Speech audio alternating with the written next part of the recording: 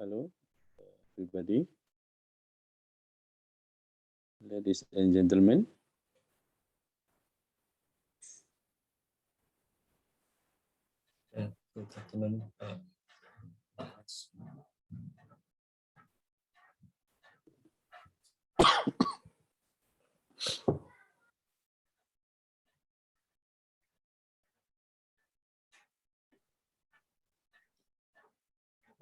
Halo, apa bisa kita mulai? Bisa, Pak. Oke, perkenalkan, I'm Muhammad Anas. I will guide this discussion. Dan sebelumnya akan saya bacakan. I will read the rules in the presentation. Number 1, the presenter to present the material for 10 minutes. Number 2, the moderator must set a timer for each presenter.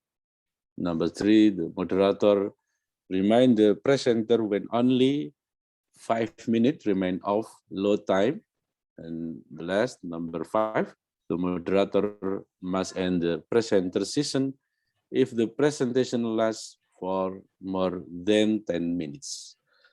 Okay, we will start the first presentation. Mr. Muafiq Saleh. Apakah ada Mr. Muafiq Saleh? He's away, Pak. Pak Muafiq Saleh is away. Is away? I think, yeah, just skip to another speaker. Okay, next presentation is Mr. Mondri. Please, Mr. Mondri. Excuse me, Pak Anas, Pak Muafiq sent a video, so the operator will show it up Okay. to participants. Thank you.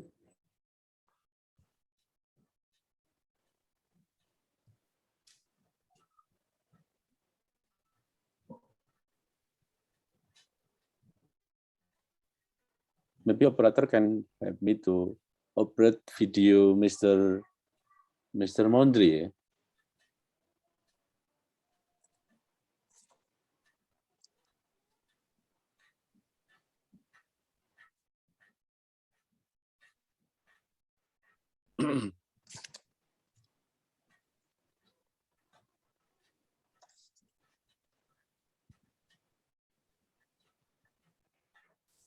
Oke.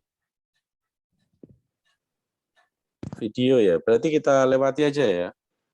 Next presentation is Mr. Ali Maksum. Pak Ali, monggo. Juwita and Miss Wida, maybe. Mr. Ali Maksum.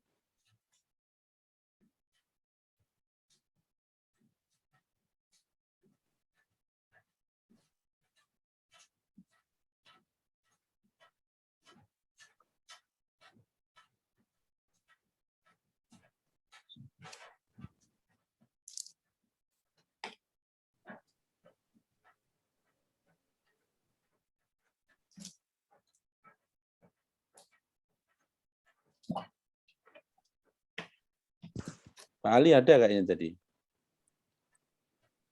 Silakan Pak Ali, monggo.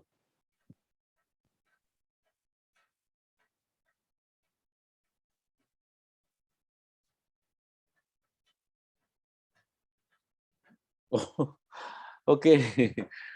Pak Ali skip. Next presentation is Dr. Sudira MSI. Please, Mr. Sudira. Oke. Oke. Oke, Mr. Anas ya.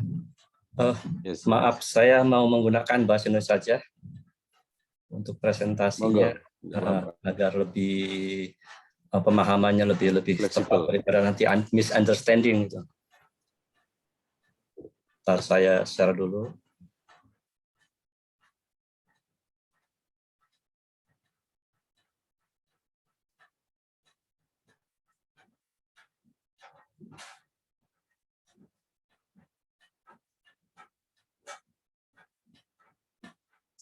Screen sharing.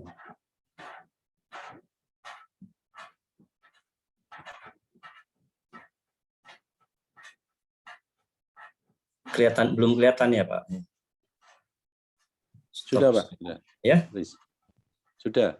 Sudah kelihatan? Oh, sudah. Oke. Saya pikir belum kelihatan. Baik.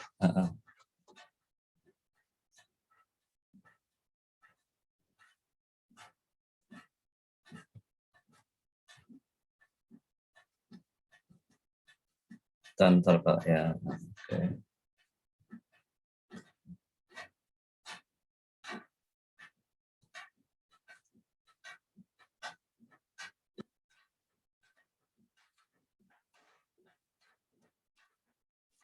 Ya, selamat siang. Assalamualaikum warahmatullahi wabarakatuh. Terima kasih Bapak Anas, selaku moderator dan Bapak Ibu partisipan lainnya. Paper yang ingin kami sajikan adalah tentang cross-sector coordination of village communication, social institution, and agricultural intensifikasi to support both self-reliance. Ini merupakan hasil penelitian kami yang baru ya tahun 2021 ini. Ini ketertarikan tema ini adalah terutama ini daerah-daerah pinggiran, daerah hilir yang setiap tahun mengalami krisis pangan. Paling tidak dari judul ini ada 3 hal ya yang ingin kami kupas, yaitu tentang cross-sector coordination of village community social institusi. Artinya di sini ada masalah di dalam koordinasi kelembagaan sosial masyarakat petani di sana, lalu juga masalah intensifikasi pertanian, dan yang ketiga tentang masalah kemandirian pangan. Ketiga aspek ini tampaknya saling mendukung. Artinya ketidakcukupan pangan atau ketidakadanya produktivitas pangan yang menurun, kemudian ketidakcukupan pangan itu rupanya terkait dengan masalah intensifikasi. Demikian pula masalah intensifikasi terkait dengan masalah koordinasi kelembagaan masyarakat desa yang ada di sana dalam rangka menangani pertanian dan kemandirian pangan itu. Suara saya mudah-mudahan kedengaran Pak ya, Bapak Ibu? Clear Pak. Clear, oke. Dalam hal kemandirian pangan, ini jika ditelusuri ternyata ada permasalahan yang sangat krusial, yaitu masalah produksi. Artinya petani ini memang daerah pinggiran, ya, daerah marginal, ya. Ini kurang berhasil dalam memproduksi kebutuhan pangan, sehingga petani kurang mampu mencukupi kebutuhan pangan sendiri. Sebenarnya, otomatis kalau produksinya kurang, nggak cukup ya. Jangankan untuk berbagi atau mensuplai daerah lain untuk mencukupi di daerahnya sendiri, di komunitas petani sendiri memang kurang. Ini yang sangat krusial di dalam terkait dengan masalah kemandirian pangan. Tentang intensitas ini, kalau ditelusuri masalah produksi ini kan kaitannya dengan masalah intensifikasi pertanian. Nah, intensifikasi pertanian ternyata juga kalau ditelusuri ternyata ada banyak hal ini yang melatar belakanginya, ya. Itu dimulai dari saat pengolahan tanah. Itu juga ada masalah, ya, karena apabila udah musimnya tiba, pengolahan tanah itu secara bersamaan, ya. Sehingga menimbulkan kekurangan alat untuk pengolahan tanah, yaitu dalam hal ini sudah mulai menggunakan traktor, tidak lagi menggunakan kerbau atau apa lainnya, ya, atau cangkul dan lainnya, sudah mulai traktor, sehingga itu kurang. Kalau serentak secara masyarakat ini lahan pertanian cukup luas, ya, mencapai ribuan hektar. Di samping itu di dalam irigasinya, ya, sistem irigasinya juga ini juga mengalami masalah. Artinya karena daerah hilir bukan daerah hulu atau tengah, ini sulit menjangkau untuk daerah-daerah hilir ini. di sistem pertanian di sana, dan irigasinya untuk pertanian di sana. Sehingga bahkan sejumlah pintu air ya, itu mengalami kerusakan. Dan bahkan alat-alat pertanian seperti penyedot air, penyemprot padi itu juga terbatas ya, sehingga dan biayanya juga tidak murah ya. Ini masalah ya terkait dengan sistem irigasi. Kemudian masalah bibit juga itu ada masalah ya. Harga bibit padi itu ternyata memang tidak murah ya. Banyak petani sehingga membuat bibit itu yang jenis varietas unggul itu secara sendiri ya. Sehingga hasilnya itu kalau terus-menerus itu tidak produktif lagi ya. Ini masalah tentang masalah bibit di dalam intensifikasi pertanian. Masalah lain yang melatar belakangi ini adalah tentang kadang-kadang dalam pemupukan ya. Ini ada masalah pemupukan. Pemupukan itu petani mungkin karena banyaknya obat-obatan ya. Kadang-kadang penggunaan dosisnya karena ingin mencapai membasmi secara cepat, penggunaan dosis pun kurang tepat ya. Sehingga hasilnya nanti kurang bagus. Bahkan harganya pun tidak murah ya, mahal ya. Itu tentang masalah pemupukan. Artinya tidak murah, artinya tidak cukup lah untuk memupuk ini. Lalu bahkan dalam hal pemberantasan hama dan penyakit, masalah lain yang ditemukan, ya, kondisi yang melatar belakangnya itu adalah masalah hama dan penyakit itu silih berganti ya, tiap musim, tiap musim maupun musim, istilahnya ada rendang, ada gadu gitu ya. Itu juga silih berganti macam-macam hama dan penyakitnya, sehingga mungkin kesulitan juga bagi petani itu bagaimana cara memberantas yang tepat ya. Ini masalah-masalah yang muncul dalam intensifikasi pertanian. Jadi ternyata tidak mudah. Lalu juga petani juga kurang mampu dalam mengolah hasil panen. Nah, ini seperti sekarang ini lagi musim panen massal besar ya. Kesulitannya adalah mereka tidak memiliki tempat menjemur padi yang cukup ya, karena ini massal. Bahkan petani tidak berdaya, kalaupun misalnya mau menjual itu harganya sangat tidak layak ya, murah. Padahal harga obat-obatan di sana itu tinggi. Ini permasalahan-permasalahan di sekitar intensifikasi pertanian di lapangan ya. Jadi ini kondisi faktualnya seperti ini. Begitu juga di dalam kelembagaan sosial masyarakat tani ya di sana juga ada masalah-masalah faktual yang memang sangat mengganggu ya bagi keberlangsungan intensifikasi pertanian. SDM pertanian terutama ini penyuluh ini sangat kurang ya. Satu penyuluh membawai beberapa desa ya, semacam beberapa kelurahan kalau di beberapa, sehingga itu kurang sekali ya untuk apalagi dengan lahan yang sangat luas mencapai ribuan hektar. Ya. Ini permasalahan di bidang di bidang pertanian ya, instansi pertanian. Tadi sudah disinggung juga masalah pasokan air yang terkait dengan pengairan ini ya. Itu sebenarnya ada namanya dinas kantor pengairan, itu namanya kantor irigasi ya di sana yang bergerak di dalam ini. Ini pun mengalami kesulitan karena pasokan terutama dari saluran induk ya yang bersumber dari Bendungan Jatiluhur di Purwakarta, Jawa Barat ini, terutama pada musim gadu ya itu sangat kurang ya, karena serentak. Lalu sejumlah pintu air tadi sudah disinggung juga mengalami kerusakan ya, sehingga itu juga bermasalah ya untuk sampainya air irigasi. Meskipun ada yang mengatur dinas pengairan, tapi itu pun tidak berdaya untuk menghadapinya. Kemudian kelembagaan sosial masyarakat desa yang mulai dari desa dan aparatnya, institusi kecamatan, institusi keamanan, itu juga kurang giat berkoordinasi. Itu baru melakukan koordinasi kalau sudah masyarakat itu sudah berteriak-teriak bahwa tentang ada masalah tentang serangan hama penyakit atau masalah pengairan yang tidak cukup dan banyak lagi, itu baru melakukan koordinasinya. Ini sangat kurang seperti ini. Itu permasalahan atau kondisi-kondisi aktual yang terjadi di lapangan. Ya. Nah, berdasarkan kondisi seperti itu, maka dirumuskanlah permasalahannya tentang masalah bagaimana koordinasi ya, kelembagaan sosial masyarakat desa yang ada di sana, lalu juga masalah pertanian, intensifikasi pertanian yang terkait dengan masalah koordinasi dan kemandirian pangan tadi, lalu bagaimana juga tentang kemandirian pangan ya, yang terkait dengan koordinasi dan intensifikasi pertanian tadi.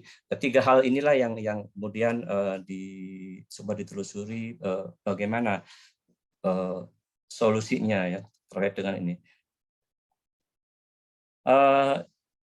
Itu kemudian, nah ini kalau dihubungkan permasalahan-permasalahan yang aktual tadi dapat dirumuskan seperti ini ya, ini pun berdasarkan kajian-kajian sehingga ada keterkaitan ternyata antara kemandirian pangan, kemudian dengan intensifikasi pertanian, lalu dengan koordinasi kelembagaan sosial masyarakat desa tadi. Nah, keterkaitan ini menjadikan faktor untuk bisa memajukan kemandirian pangan di lokasi penelitian ini, terutama di kawasan hilir ya, dari sistem irigasi atau daerah pinggiran. Kalau kita breakdown masing-masing ini kira-kira seperti ini ya, intensifikasi pertanian ini terkait dengan berbagai hal, yaitu tentang tadi sudah disinggung tentang masalah pengelolaan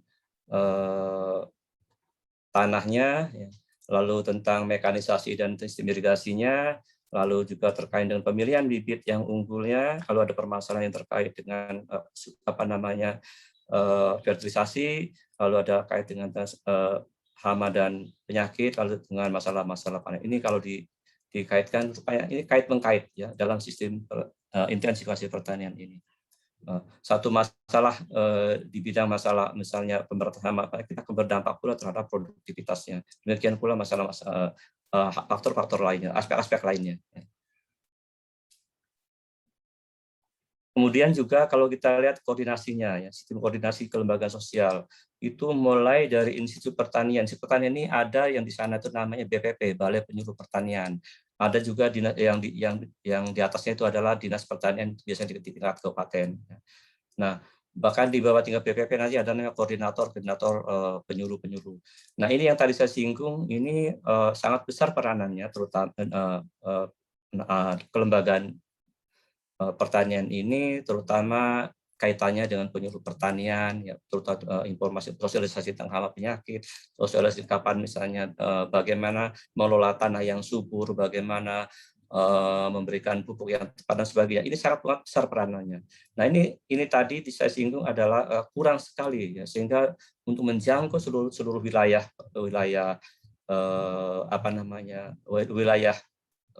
lokasinya dari penyuluh pertanian tadi itu sulit sekali dijangkau. Jadi lebih banyak kelompok-kelompok tani itu bagaimana mengatasi permasalahan itu lebih banyak melakukan secara mandiri. Ya. Jadi sulit sekali. Begitu juga tentang irigasi tadi sudah saya singgung, itu adalah masalah-masalah tentang terutama daerah hilir sulit untuk menjangkau daerah ini, apalagi sistem irigasinya untuk terutama dari saluran sekunder ke saluran tersier itu dikelola oleh masing-masing kelompok tani sehingga sulit. Ya. Juga tadi sudah disinggung mengenai kelembagaan desa di sini dan perangkatnya. Ya. Lalu di sini juga masalah kelembagaan masalah di tingkat kecamatan dan perangkatnya khusus membidangi masalah pertanian. Juga masalah security. Security ini bisa menyangkut tentang tingkat kepolisian polsek, bisa juga terkait dengan di tingkat selain polsek itu ada namanya di tingkat keamanan lainnya ada Babinsa ya di sana dan banyak lagi. Ini semua terkait terutama ini bergerak, terutama ini diperlukan sekali terutama pada saat kekurangan ada masalah yang misalnya kekurangan air ya. Nah, tanpa dikawal oleh keamanan ya itu susah sekali masuknya air ke wilayah yang hilir ini, sehingga perlu dilakukan ada semacam sistem gilir giring ya. Itu diatur berapa hari sekali mulai dari hulu sampai tengah sampai ke itu diawasi secara ketat sehingga pertanian yang ada di daerah pinggiran ini bisa terjangkau oleh sistem irigasi. Ini sangat-sangat, jadi semua ini saling kait-mengkait di dalam sektor kelembagaan sosial masyarakat desa ini. Ini mendukung tentang intensifikasi juga akan mendukung tentang kemandirian pangan. Nah, ini tentang semacam keterkaitan antar aspek.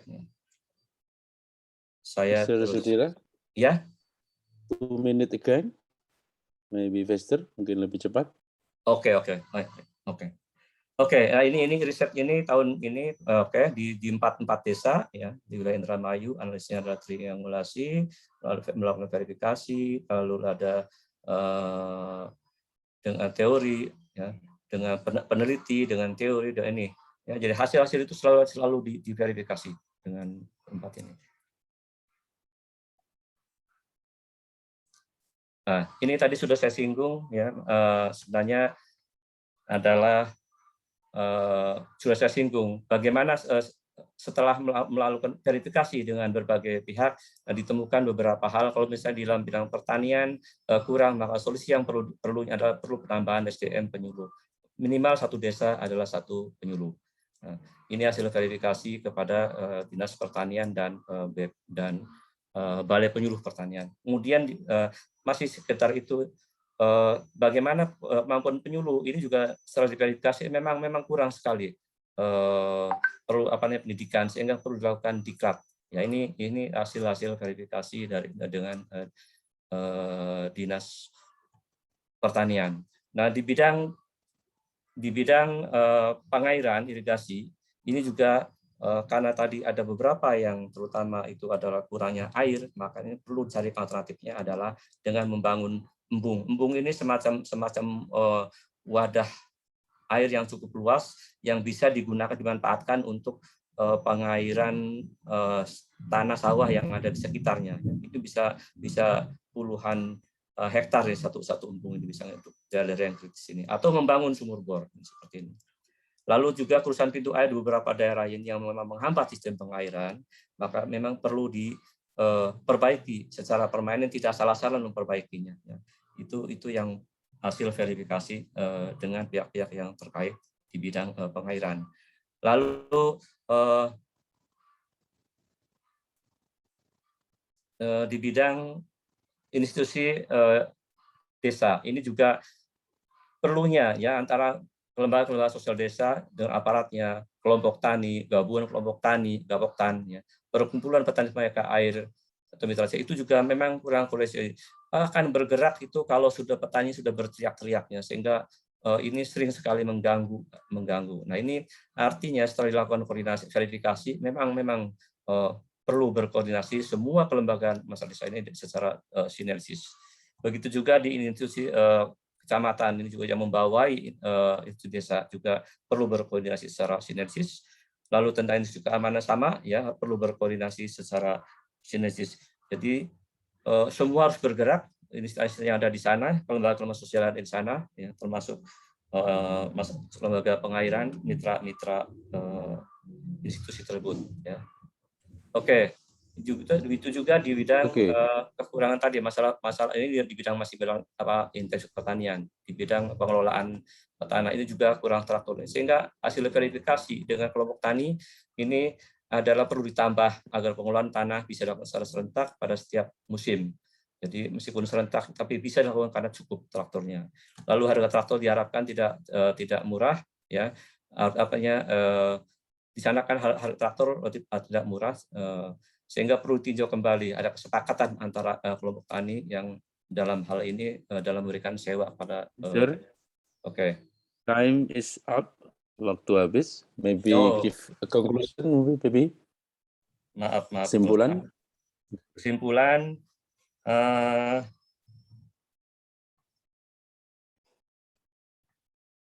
nah ini kesimpulan saya bacakan. Kesimpulannya adalah bahwa koordinasi lintas sektor kelembagaan sosial masyarakat desa akhirnya setelah melalui koordinasi dan sebagainya itu mampu mengatasi permasalahan petani yang berkenaan dengan intensifikasi pertanian dan kemandirian pangan.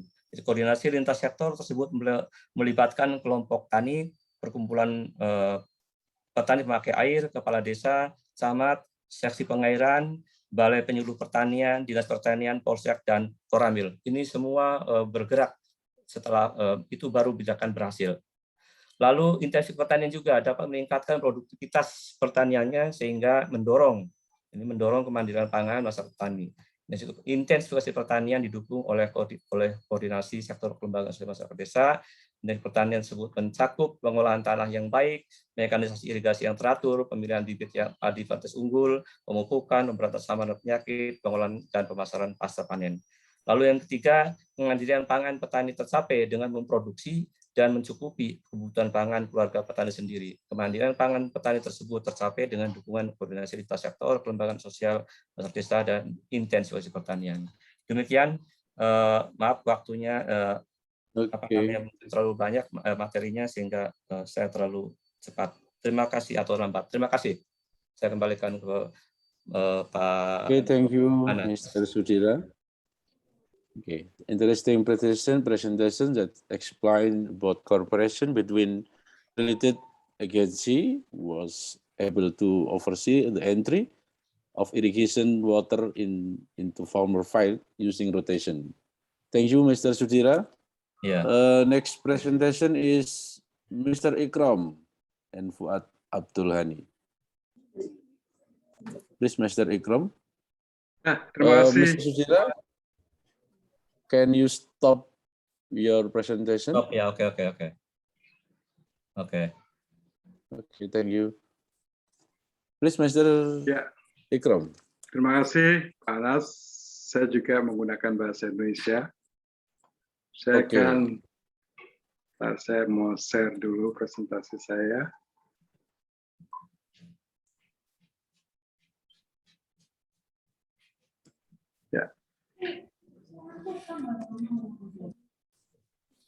Ya, saya juga membuat dua presentasi, yang satu dalam bahasa Indonesia, satu dalam bahasa Inggris. Kemudian tim saya dan Fuad Abdul Ghani, mohon maaf kebetulan Pak Fuad Abdul Ghani tidak bisa hadir dalam presentasi ini, ada kegiatan lapang. Jadi sebenarnya penelitian kita ini penelitian yang bertahap, dan saat ini sudah masuk pada tahapan yang ketiga, yang terkait dengan konflik agraria antara petani dan perusahaan swasta atau private industry, yaitu PT Benil atau yang sedang mengusahakan produksi gula. Penelitiannya dilakukan di Lampung, tepatnya di Kabupaten Tulang Bawang, kampungnya atau desanya namanya Pucuk Agung. Sebenarnya berangkatnya itu dari permasalahan tanah. Kita tahu semuanya bahwa di Lampung itu banyak sekali permasalahan tanah yang tidak terselesaikan. Bahkan yang saya angkat dalam penelitian ini, kasusnya sudah 30 tahun. Dan kemudian kalau kita mengacu pada apa yang disampaikan oleh Pak Jokowi pada periode pertama yang terkait dengan nawacita, itu sebenarnya kan ingin memberi kepastian hukum tentang kepemilikan tanah. Juga akan menyelesaikan sengketa tanah, dan juga tidak akan mengkriminalisasi petani-petani yang mempermasalahkan soal tanah. Namun kenyataannya tidak seperti itu. Mungkin permasalahan tanah yang maju lebih pada sertifikasi tanah terkait dengan penyelesaian konflik maupun pembagian tanah atau reforma agraria atau land reform yang mungkin agak sedikit tertinggal. Padahal kita tahu semuanya bahwa permasalahan tanah itu bisa menyebabkan banyak hal, di antaranya tentunya kemiskinan dan pengangguran, kesenjangan sosial akibat dari alih fungsi lahan pertanian, dan tentunya tadi yang disampaikan oleh Pak Sudro juga terkait dengan ketahanan pangan. Ini suatu narasi besar terkait dengan permasalahan tanah atau konflik petani dan perusahaan swasta. Nah, kalau kita mengacu pada regulasi yang dimiliki oleh pemerintah Indonesia, sudah sangat lengkap sekali regulasinya, sehingga saya kira sudah tidak ada alasan lagi kenapa Indonesia tidak berani untuk segera melakukan suatu reformasi agraria. Karena dari tahun ke tahun kita tahu sendiri, kita melihat ya bahwa tanah, penguasaan tanah di tingkatan petani itu semakin dapat dikatakan mereka yang tunatanah tidak punya tanah itu semakin besar jumlahnya.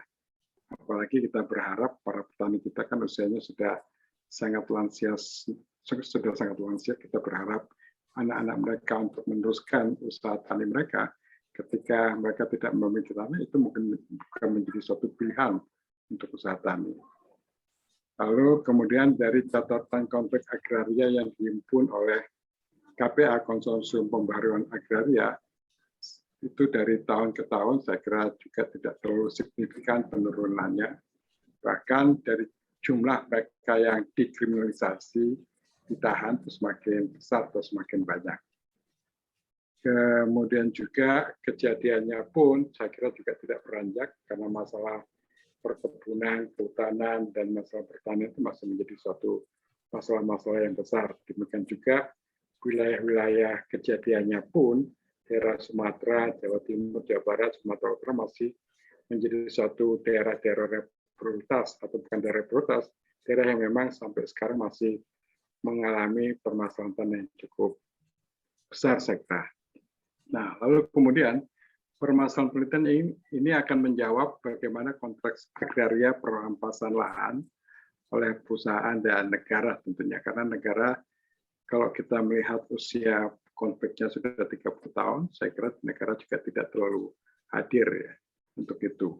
Lalu kemudian bagaimana secara terbentuknya reaksi politik dari bawah dan inisiatif pengorganisasiannya, serta upaya keberlanjutan terkait dengan reaksi politik dari bawah.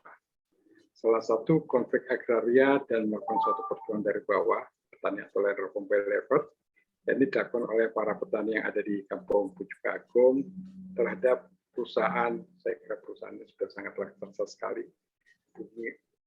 Ini namanya PT Penil Bangun Nusa Indah Lampung, tapi sebenarnya konteksnya adalah mereka adalah PT Bumi Waras yang sudah sangat terbuka, PBK. Nah, ini metode yang kita pilih atau kita lakukan lebih pada metode yang kualitatif, yaitu mengumpulkan informasi dari baik dari perusahaan maupun dari mereka yang aktif dalam Serikat Tani Korban Guguran PT Penil, mendiskusikan kasusnya, melakukan analisis kasus, dan akhirnya ada lesson learned atau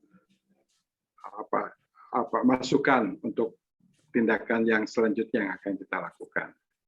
Nah, permasalahannya itu sebenarnya pada awal mulanya itu pada tahun 74 ketika kampung tersebut dibuka ya oleh marga oleh tetua adatnya yang namanya Raja Alam. Kemudian mengundanglah mereka yang ada di Jawa, terutama dari Jawa Barat dan Jawa Tengah, untuk masuk melakukan suatu penebangan atau pembebasan lahan sehingga mereka bisa bertani di daerah tersebut. Lalu kemudian berdatanglah para transmigran, sebenarnya mereka adalah transmigran Swakarsa di tahun 86 di Kampung Pucuk Agung. Dan ini akhirnya oleh pemerintah daerah dijadikan sebagai desa persiapan dengan luas lahannya 1.500 hektar. Lalu kemudian oleh daerah juga terbitlah surat keputusan gubernur pada saat itu bahwa sebagian tanahnya itu akhirnya diberikan pada perusahaan yang namanya PT Penil, PT Rimba Lampung Abadi, dan PT Trimulya Kencana. Namun saat sekarang yang tersisa adalah PT Penil, mereka mengambil tanah milik PT Rimba Lampung Abadi dan Trimulya Kencana. Lalu kemudian di tersisanya daerah itu akhirnya menjadi suatu desa Swakarsa atau migran Swakarsa tersebut terbentuk menjadi 7 desa dan setiap kakak itu memiliki 2 hektar lahan.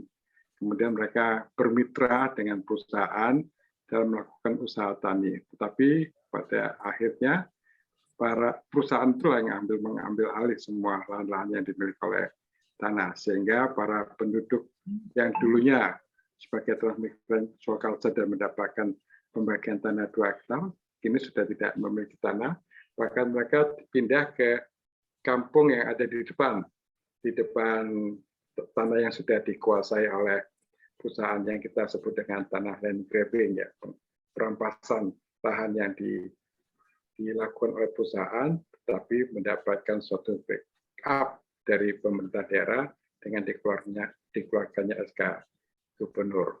Nah, sampai saat sekarang, mereka yang ada di kampung-kampung tersebut tetap melakukan suatu perlawanan.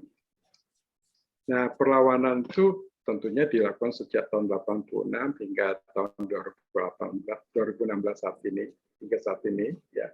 Dan perlawanannya dulu mungkin spontanitas, kemudian mencoba untuk terorganisir dengan didampingi oleh beberapa lembaga diantaranya LSM, kemudian juga didampingi oleh legislatif dan beberapa lembaga jejaring di nasional, di tingkat nasional, dan akhirnya mereka membentuk suatu gerakan petani yang namanya STKGB. Nah, pada saat sudah terbentuk pengorganisasian mandiri dengan nama STKGB, ini malah menjadi suatu permasalahan lain bahwa 7 aktivis STKGB akhirnya dianggap sebagai provokasi dalam pengambilan alih lahan tersebut dan mereka mendapatkan sanksi pidana rata-rata 18 bulan. Nah, sebenarnya tuntutan mereka adalah mendapatkan kembali tanah jatah plasma yang dirampas oleh PT Penil melalui jalur-jalur non-litigasi. Kenapa dikatakan jalur-jalur non-litigasi yang dipilih oleh mereka? Karena sampai saat sekarang mereka tidak mendapatkan surat pernyataan yang menyatakan bahwa itu tanah garapan mereka dahulunya. Ya. Nah, itu yang menjadi suatu permasalahan karena surat tersebut akhirnya dimiliki oleh pemerintah daerah dan dialihkan ke perusahaan.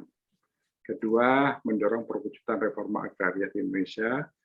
Untuk mewujudkan agenda kedua, Gerakan Petani melalui STKGB melakukan pendidikan untuk kader-kadernya dan juga membangun jaringan dengan kelompok atau organisasi yang konsen dengan isu reforma agraria. Dan ketiga, mewujudkan rakyat yang terorganisir dengan semangat Pancasila. Upaya yang dilakukan dengan melakukan penguatan kapasitas organisasi STKGB. Dan saat sekarang mereka tidak menginginkan organisasi tersebut legal, ya. Dikarenakan ketika organisasi tersebut legal, dikhawatirkan malah terjadi suatu penurunan ya kualitas dari organisasi itu dalam suatu perlawanan. Dikhawatirkan akhirnya nanti beberapa orang yang menjadi elit organisasi tersebut akan memanfaatkan legalitas organisasi itu dengan berharap beberapa sumbangan-sumbangan dan sebagainya atau program-program sosial yang sedang diadakan oleh pemerintah. Mereka tetap melakukannya secara mandiri. Dan ini situasi di mana mereka akhirnya bergerak. Awalnya hanya sebatas keluhan, kemudian ada peluang-peluang politik untuk bergerak, dan kemudian terjadi situ perseteruan antara petani, perusahaan dan pemerintah daerah yang saya sebut dengan ketegangan politik. Kemudian dicoba untuk dibingkai secara kolektif sehingga menimbulkan suatu pengorganisasian yang saya kira lebih kuat ya untuk itu. Kemudian adanya struktur mobilisasi sumber daya dengan membangun jaringan dan sebagainya, maka pilihan aksinya adalah aksi-aksi kolektif. Nah, yang belum dilakukan adalah kolektif memori karena para petani saat sekarang memang usianya ada beberapa yang sudah meninggal dan usianya sudah lanjut semua, sehingga saat sekarang tahapan berikutnya yang dilakukan oleh mereka adalah menurunkan cerita-cerita sedih atau sakit hati orang tuanya pada anak-anaknya, sehingga anak-anaknya akan meneruskan upaya-upaya yang dilakukan oleh orang tuanya. Okay. 2 minutes again, Mr. Riko. Ya, ini suatu gambaran tentang tahapan-tahapan organisasi tersebut. Dan simpulannya, proses perampasan tanah berperan dalam mengurangi aset atau kemakan lahan menjadi penyebab utama bagi munculnya perlawanan petani yang berusaha merebut kembali atas lahan yang dulunya menjadi plasma perusahaan. Kemudian representasi petani bertransformasi dan dari bentuk spontan, sporadis, dan tak terorganisir, dan akhirnya menjadi terorganisir dalam suatu gerakan yang disebut dengan STKGB. Lalu kemudian belum tergabungnya kohesi dan solidaritas yang solid di antara internal komunitas petani menjadi gerakan petani masih sangat tergantung pada peranan elit organisasi dan aktivis eksternal. Di sini ada peran gereja, peran masjid dan juga aktivis masjid, aktivis gereja. Lalu kemudian KPA yang membantu gerakan petani yang saya sebut tadi dengan TKGP. Yang terakhir gerakan agraria dari bawah. Atau sulit sekali ya tercapai apabila tidak ada dukungan pemerintah. Apabila kita melihat bahwa perusahaan tersebut menjadi perusahaan yang sangat raksasa sekali. Mungkin itu yang terakhir adalah collective memory yang saya katakan bahwa itu perlu dilakukan pada turunan-turunan yang berikutnya, bahkan pada perempuan-perempuan yang dibentuk menjadi suatu koperasi Trikandi. Terima kasih. Okay, thank you, Mr. Ikram. Interesting presentation about agrarian conflict and the resistance of peasant resistance. A study from Lampung. It's about the relation between internal and external activities and political reaction from below.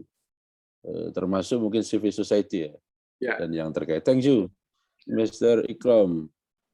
The last presentation is Miss Aisyah Fadila. Maybe Miss Aisyah Fadila, please. Hello, may I do the share screen? Okay. Wait a minute.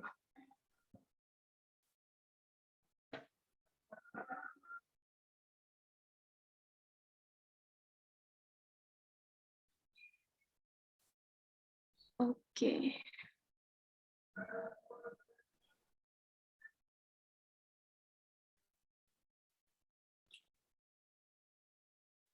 Nah, okay. So hello everyone. An honor to being here, and it's really nice to meet you all. My name is Aisyah Fadila, and on this occasion, I will present to you about conflict in the implementation of the Gadeso tradition in Pasuruan Regency. So I writing this paper with Mrs. Dewi Puspita Rahayu MA and Mr. Dr. Muhammad Anas MPhil. And so this is a comprehensive discussion about social conflict in a local tradition at Pecalukan Urban Village. First of all, when we talk about Pecalukan and Gadeso, we should know that Pecalukan Urban Village is an area with a pluralistic society, and Pecalukan is a tourism village. So this plurality can be found due to several factors such as cultural acculturation, interactions with outsider and tourists, or difference in education, which lead to difference in views, thoughts, beliefs, or religious meanings. On the one hand, the cultural diversity in Pecalukan is a very valuable wealth. But on the other hand, this cultural diversity has the potential for disintegration in society. For example, there are the division of the Pecalukan people into several groups based on certain cultural identities. On this research, they are called the Santri and the Abangan. So there are two sharp differences in views over Gadeso tradition by both of groups. And I'm sorry. So these differences of opinion eventually led to confrontational actions, especially from the Santri. And when we heard it about Gadeso tradition, maybe we asking about the definition of Gadeso. So the Gadeso tradition itself is a hereditary tradition handed down by Pecalukan elders, namely Mbah Ngatiman or Raden Hamangkusairi Notonegoro from the Islamic Mataram Kingdom, along with Mbah Sentono, who had previously opened civilization in Pecalukan village, or in Javanese language, we call it Babat Alas. We must know that the historicity of Pecalukan village is strongly linked with the historicity of Gadeso tradition. This is the image of the tomb of the two elders, which is still well maintained today. So the history of the formation of the Gadeso tradition originally started from the history of the formation of Pecalukan village first. Long short story, in the development of Pecalukan village, Raden Mas Aziman, it had experiences a great epidemic called Pagebluk that caused many people to die. To overcome the epidemic, Raden Mas Aziman performed a sacred ritual called Nadumut Burda. So this ritual is believed to be able to ward off the plague at that time. So this incident later became the forerunner of the Gadeso tradition. So about the conflict in the implementation of the Gadeso tradition, what we'll discuss about, the first one is conflict mapping and conflict analysis on the implementation of the Gadeso tradition. And the second one is the conflict resolution efforts in the implementation of the Gadeso tradition in Pecalukan village. So this is my theoretical foundation. So I take the Ibn Khaldun's perspective on social conflict, especially about Asabiyah, about the origin in the nature of human, which is called animal power, and some pillars, which is the political and economical phenomena. And this one is the theoretical foundation from Clifford Geertz about the division of Javanese society in Priayi, Santri, and Abangan. But on this research, I just use the two type of from the three type of Javanese community grouping by Geertz, namely Santri and Abangan, as two group which then conflict with each other, because in Pecalukan right now there is no more existence about Priayi group. So I just use two of the three type of Javanese society. Okay. When we talk about the Santri, who is the Santri? So in this research, the Santri, we know that in their action tended to develop an intolerant attitude towards Javanese beliefs and practice, which they considered inconsistent with the absolute truth of Islam. But in the other hand, the Abangan is attached to Muslim with syncretic beliefs and practice, such as believing in spirits by giving offering as the main form of ritual, magic, and forms of mysticism that emphasize the oneness of God and human in other ritual forms. So Abangan considered that every individual's belief in God is a personal matter and is only known by himself, not others. So it's different from the Santri. And this study uses a qualitative method or qualitative research, which takes into account the contextual richness of the research setting. So the approach using in this research is an explanatory case study, because it's suitable for use in causal case studies. In complex and multivariate cases, the analysis was carried out using pattern matching techniques. The explanatory case study approach uses several tactics such as pattern matching, explanatory comparison, and time series analysis. So this is our main discussion about the conflict in implementation of tradisi Gadeso. So a conflict does not just appear in society. However, the emerge of a conflict actually goes through several processes or certain stage. According to Fishers, there is 5 stages of conflict. The first one is pre-conflict stage. The second is the confrontational stage, the crisis, the result of the conflict, and the post-conflict. So this is we can see a simple graphic depicting the stage of conflict in the Gadeso tradition. So on this graphic, we can understand that the conflict's potential are began from 1975. So the pre-conflict stage are happen around 1975 up to 1979. It's when the difference of interpretation of a tradition are still below the surface or still latent. And in early 80s, the conflict began to manifest with acts of vandalism from one of the characters by burning a sacred beringin tree in Pecalukan near the tomb of Mbah Sentono, or the elders of Pecalukan. So the crisis began around 1985 when the conflict's tension are rising up because there is shifts in values in the Gadeso tradition, which is considered to cause the moral degradation of society. Because of this condition, the santris, initiated by the leaders of Nahdlatul Ulama group in the Pecalukan, tried to protest the local government about this condition. Unfortunately, their aspirations are ignored by the local government, even they are labeled bigotry or fanatics. After that, the Santri are totally rejecting the tradition, and they do some of confrontative actions over the Gadeso tradition. But on 2011, when the milestones of government change, there began to be serious efforts to resolve the long-standing conflict in Pecalukan, especially in the implementation of tradisi Gadeso. So after that, the conflict was successfully suppressed. by developing some alternatives to unite the interests of the Santri and Abangan groups. So when we talk about conflict over the tradisi Gadeso or Gadeso tradition, this is some the actors surrounding the conflict. The first one is Haji Ihram. This is a pseudonym. He is a fairly influential public figure because he do the burning the beringin tree, which are considered sacred by the majority of the Pecalukan community. The second is we have the Santri, or we call it the community group consisting of Muhammadiyah, Salafi, as well as several people from internal Nahdlatul Ulama who share the same spirit of Puritanism and tend to reject or want a total revolution against the Gadeso tradition. The third is Abangan, or the majority group in Pecalukan who has understanding of Kejawen or Islam Kejawen. They tend to accept the Gadeso tradition and support this implementation. And they try to maintain the authenticity of the Gadeso tradition inherited by Raden Mas Aziman. So we have the Mr. Sumarsono, Mr. Suwarto, and head of the neighborhood as the actor who plays a role in conflict resolution efforts in the implementation of the Gadeso tradition.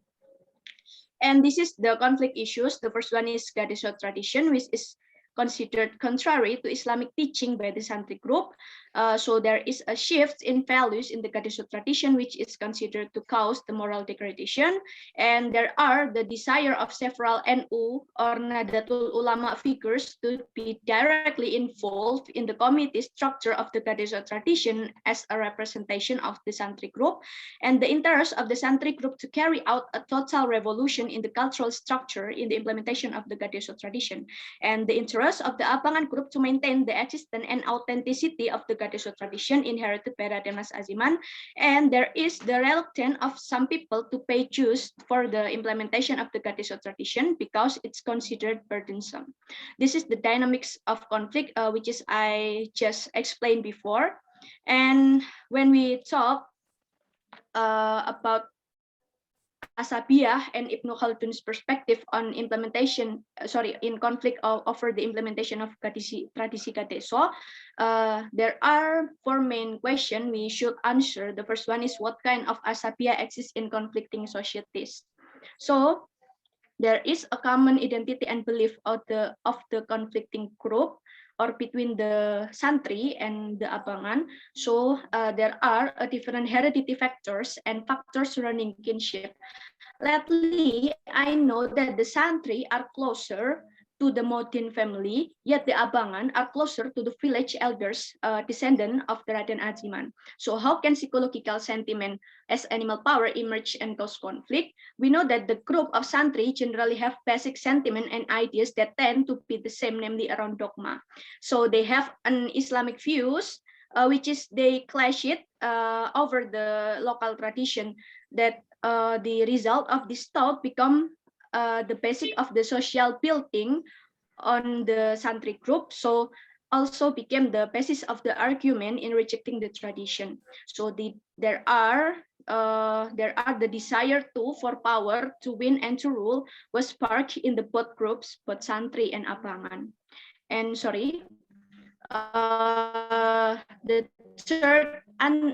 the third question is what is the political phenomenon that accompanies the conflict? We know that there is a bureaucratical restructuring and there is a desire for the Santri group to enter the Gadeso committee structure.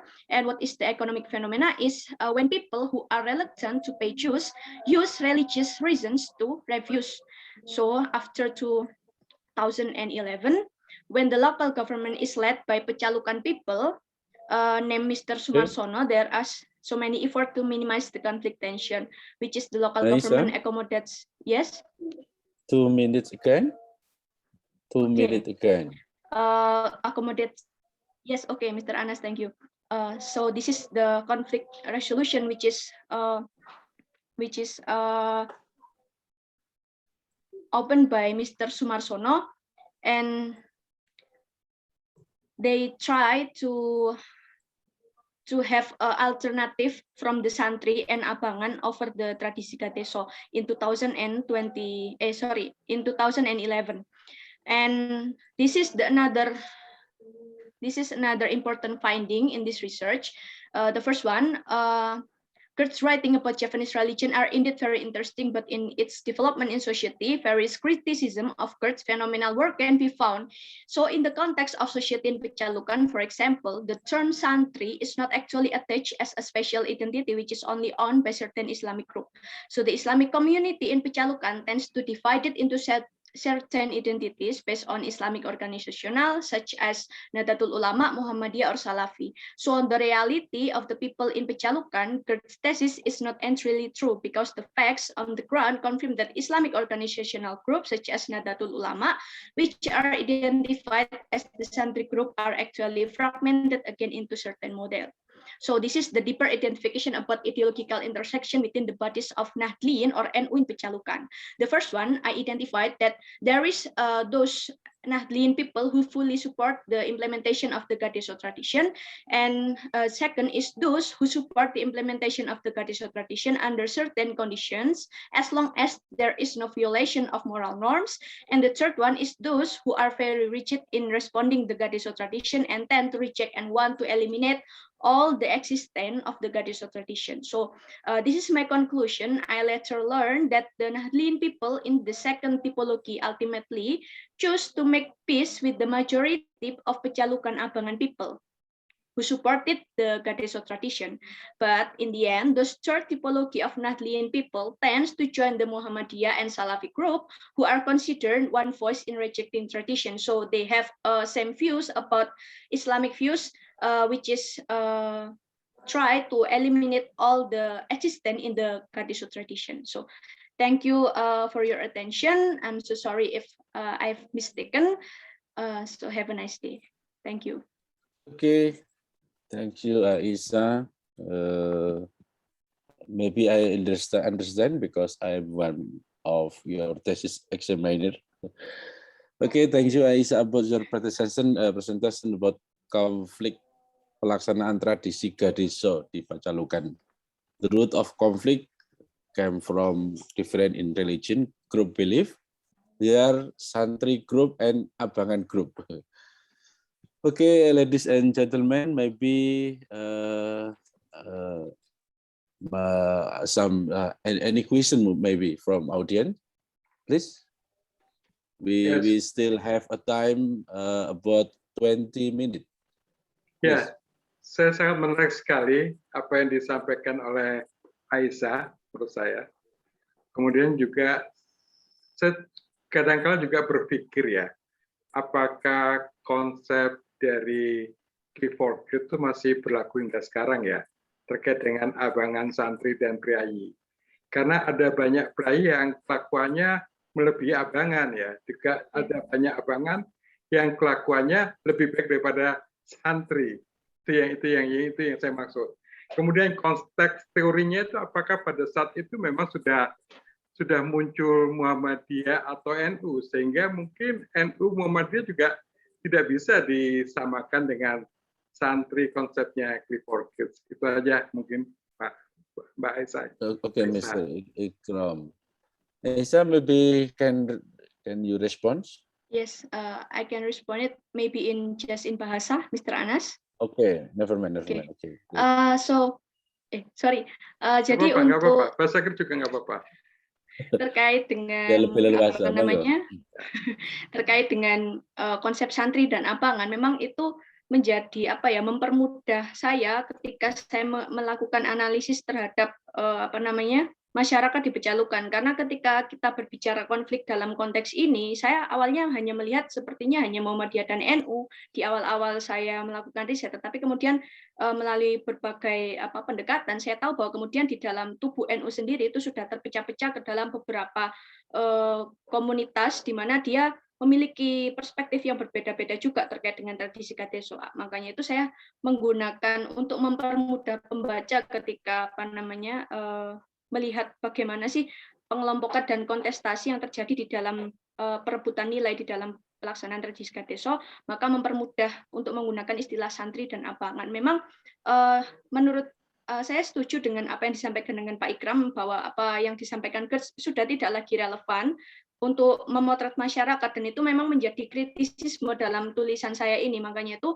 saya sebenarnya di paper saya bilang di akhir bahwa perlu ada upaya yang lebih mendalam terkait dengan pembagian masyarakat, apa ya, maksud saya identifikasi sosial keagamaan terutama bagi masyarakat Jawa, mungkin secara perspektif secara sosiologis mungkin seperti itu, karena ketika saya lihat GERTS ketika membagi masyarakat ke dalam santri, priayi, dan abangan, itu GERTS seperti melupakan fakta bahwa sebelum dia melakukan penelitian sebenarnya organisasi besar seperti NU dan Muhammadiyah itu bahkan sudah muncul di Indonesia seperti itu.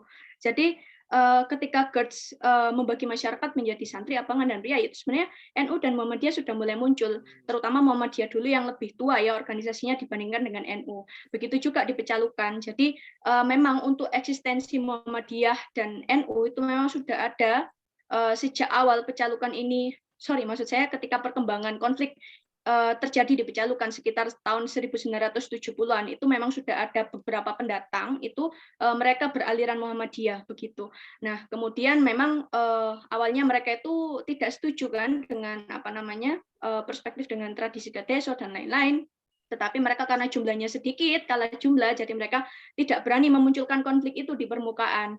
Nah, akhirnya ketika tahun 85, ketika apa namanya desa ini berkembang dan kemudian banyak pariwisata. Mungkin kalau para audiens dengar istilah tretes mungkin kenal atau bagaimana ya. Nah itu di tretes itu banyak sekali apa ya pergeseran nilai terkait dengan norma asusila dan lain-lain. Nah itu yang sedikit mempengaruhi tradisi Gadeso, di mana pada pelaksanaan tradisi Gadeso untuk tarian tandanya itu sudah mengarah ke sana. Makanya itu kenapa orang-orang NU bergabung ke dalam Muhammadiyah untuk menolak tradisi, sebenarnya bukan menolak secara penuh, tetapi memang menolak pergeseran nilai yang terjadi terhadap tradisi Gadeso karena sudah dianggap tidak membawa marwah dari Mbah Raden Aziman itu tadi.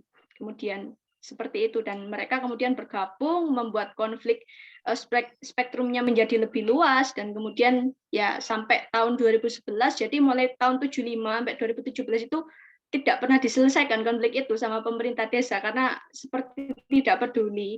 Dan 2011 kebetulan pemerintah dipegang oleh orang Pecalukan asli dari kelurahan itu, namanya Pak Sumarsono. Akhirnya beliau dengan beberapa tokoh di desa itu melakukan sebuah upaya resolusi konflik. Begitu. Mungkin begitu yang bisa saya sampaikan. Bagus sekali, terima kasih. Terima kasih. Ya, memang kelompok NU tidak bisa digeneralisir, Pak Ikrom. Yang rigid pemahamannya bisa ketemu dengan Muhammadiyah. Oke. Mudah-mudahan muncul sosiolog baru melampaui klasifikasi, membuat klasifikasi melampaui klasifikasinya. Hanya memberi nama interseksinya aja. Interseksi. Ini kan masih bisa-bisa ya. Lalu interseksinya kasih nama apa udah menjadi sosiologi baru. Oke. Okay, maybe any question from audience, maybe? Tapi yang post konflik itu sepertinya nggak boleh ada garisnya, nggak boleh lurus ya. Karena konflik kan bertransformasi ya, itu kan lurus bener ya. Betul. Karena kan nggak ada. Betul, karena ya memang saya belum melakukan penelitian lebih dalam lagi setelah tahun 2019 karena memang tradisi Gadeso ini kan 2 tahun sekali Pak. Nah terakhir di 2019 itu konfliknya masih grafiknya lurus, tapi kemudian kemarin itu pelaksananya karena pandemi itu full dilakukan secara metode santri, akhirnya cuma pengajian saja. Nah itu saya belum penelitian di situ, mungkin perlu saya kembangkan lagi. Ya. Terima kasih Pak untuk. Terima kasih, saya terima kasih. Yeah. Okay, maybe any question? Masukan dan juga komentarnya terkait dengan tulisan tersebut. Okay, thank you.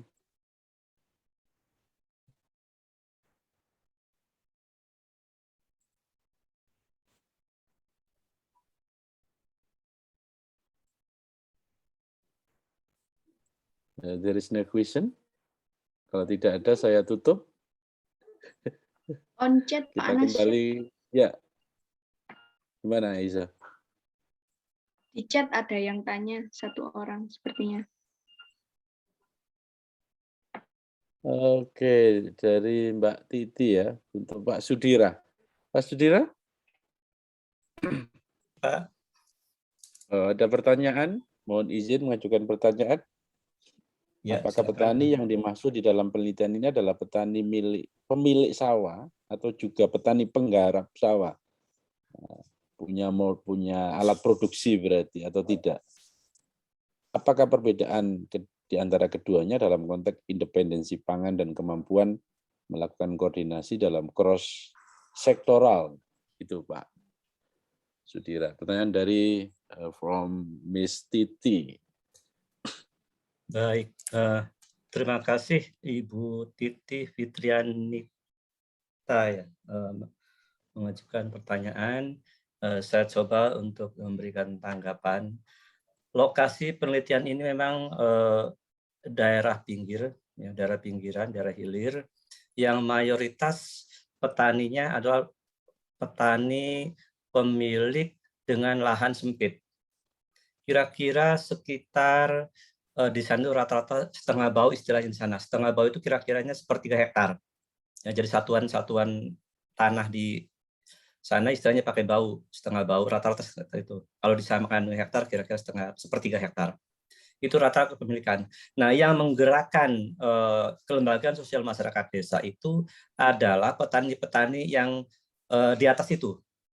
Jadi yang petani kecil, istilahnya petani kecil itu kurang bisa menggerakkan tentang koordinasi kelembagaan sosial masyarakat desa.